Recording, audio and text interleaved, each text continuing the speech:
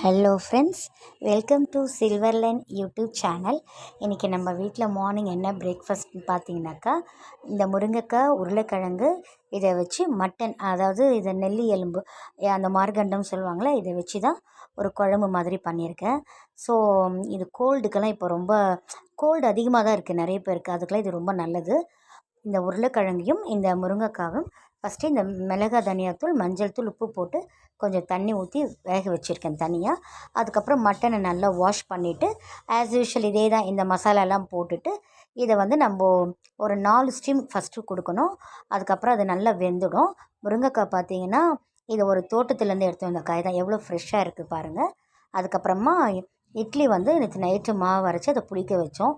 So idli எல்லாமே எண்ணெய் தடவிட்டு நல்லா அழகாக இட்லி தட்டில் ஊற்றிட்டு, அதுக்கப்புறமா இட்லி இந்த குக்கரில் போதுமான அளவுக்கு தண்ணி வச்சுட்டு, அது தண்ணி நல்லா பாயில் ஆன பிறகு நம்ம இட்லி அதுக்குள்ளே வச்சு மூடிட்டோம்னாக்கா ஒரு ஹார்ட்லி ஒரு ஒரு 5 மினிட்ஸ்லேயே அது நல்லா வெந்துடும். அதுக்கப்புறம் பாருங்கள், இது 3 ஸ்டீம் வந்தாச்சுங்க. அதுக்கப்புறம் நான் ஆஃப் பண்ணிவிட்டு, விசில் வந்தோடனே ஆஃப் பண்ணிவிட்டு அதை பார்த்தா நல்லா வெந்திருக்கு.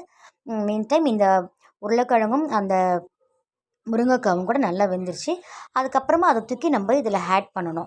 ஆட் பண்ணும்போது அது நல்லா நம்ம முருங்கைக்காய் வந்து உடையாமல் இருக்கும், உருளைக்கிழங்கும் நல்லா மசிஞ்சே இருக்கும். அதே மாதிரி ஃபைனல் டச்சும் போது நான் வந்து பெப்பர் போட்டிருக்கேன். அண்ட் இது செய்யும்போது இஞ்சி பூண்டு பேஸ்ட்டு, வெங்காயம், தக்காளி, கொத்தமல்லி, கருவேப்பிலை எல்லாமே போட்டிருக்கேன் நம்ம அதில் அந்த குழம்புல, மட்டன் குழம்புல. அதுக்கப்புறம் இதுலேயும் கொஞ்சம் போட்டிருக்கோம். அவ்வளோதான். ஃபைனலாக இட்லி நல்லா சாஃப்டாக வந்துருச்சு, மெத்துன்னு இருக்குது. அதுக்கு மேட்சிங்காக இந்த மட்டன் குழம்பு நல்லாவே இருக்கும். அப்புறம் ஈவினிங் ஸ்நாக்ஸ் பார்த்திங்கனாக்கா, காலிஃப்ளவர் இப்போ நல்ல சீசன் தானுங்களே. ஸோ காலிஃப்ளவர் வாங்கிட்டு வந்து அதை நல்லா க்ளீன் பண்ணிவிட்டு அலசிட்டு மஞ்சள் தூளும் கொஞ்சம் கல் உப்பும் போட்டு அதை வேக வச்சு எடுத்துடணும்.